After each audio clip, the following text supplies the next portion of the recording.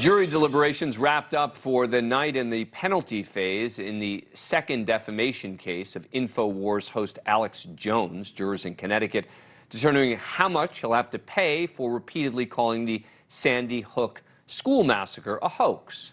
But now, Jones's dangerous falsehoods are also being blamed for contributing to death threats against election workers.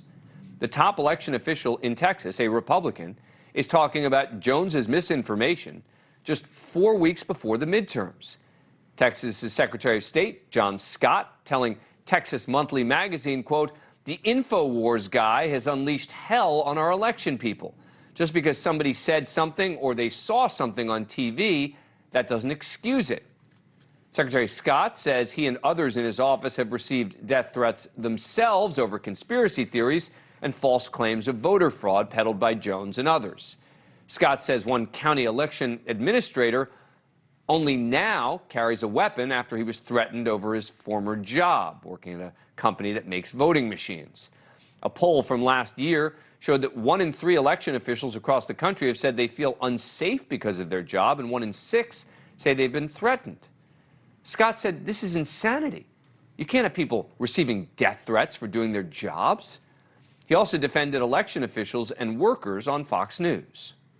There are an enormous amount of people that work tirelessly, and that's their single job to make sure that we have safe, fair elections. And I think that's what we have, and I think this election will be the safest, the fairest, and we'll have more transparency related to this election than we've ever had in the state of Texas. Good for him. And while election workers are paid, most of them are basically fulfilling a sense of civic duty. Pay for poll workers depends on location, type of job. In Texas, it's $11 to $12 an hour in Hays County, southwest of Austin, up to $20 an hour in Dallas County. With training and early voting, workers can expect to work up to 9 days and will work 12 hours or more on Election Day. No one's getting rich, but they are getting harassed. Those of us in what I like to call the marginalized moderate majority thank them for their work. We appreciate them. They shouldn't have to put up with these absurd threats. We should just be saying thanks for trying to ensure our democracy runs smoothly. Joining me now is Republican Matt Crane, Executive Director of the Colorado County Clerks Association. He testified on Capitol Hill about threats to election workers. Thank you very much for coming on the show. Appreciate it. So how bad is this really? Is this being overstated by the media? How bad is it?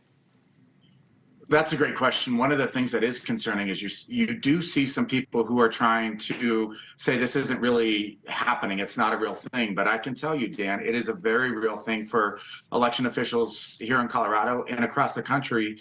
As our colleague, the Texas Secretary of State said, this is a very real thing happening to election officials. I want to play a piece of sound of you testifying before the Senate Judiciary Committee on August the 3rd. This is number 2.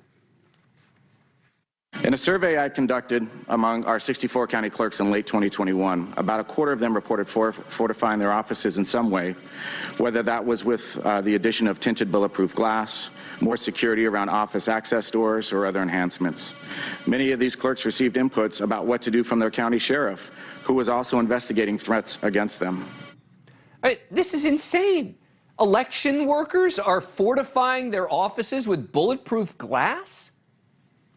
It is. I've been working in elections administration here in Colorado since 2000, and I've never seen anything like this before. But, in 2016, we had the cyber concerns, foreign nations trying to hack into our systems. After 2020, the theme was protecting election officials and facilities, not from foreign interference or from foreign adversaries, but from American citizens who have been convinced that a lie is true. I've never seen anything like it before. Let me play another piece of sound, this one again from the Secretary of State, John Scott, from Texas, talking on Fox News about exactly the issue you just mentioned, people being misinformed. There are those that I think are misinformed, and they're going to hold on to their foundations no matter what. But we will try and visit with them as well. The vast majority of the public, I think, has a great deal of faith and should in our election system. Is there anything that you can do in your role to sort of talk to some of these people to say, guys, this just isn't true. You don't need to worry. We're good, et cetera. Is there anything you can do? So yes, we have, in my role, I've been very aggressive in going out since 2020 and talking about what's true, how our elections really work, and how people are misrepresenting or outright lying about what happens. We've had good success, but I'll be honest, I mean, that going out into some of these meetings has led to threats and intimidation against me and with my colleagues that are clerks here in Colorado. But here's the thing, we will continue to open our arms up and say, look, if you have questions, come in and talk to us. We have nothing to hide. Yeah. We have nothing to fear from greater transparency. We'll continue to do that. But make no mistake, the people that are pushing these lies, they're no friends to transparency. They're no friends to the truth. And quite frankly, as a Republican, I can tell you they're no friends to the Republican Party either. And so we're trying to do everything we can to demonstrate what's real and what's true about what we do. Matt Crane, keep doing what you do. Thank you for coming on the show. Appreciate it. Thanks so much for having me on. I appreciate it. Thank you for watching.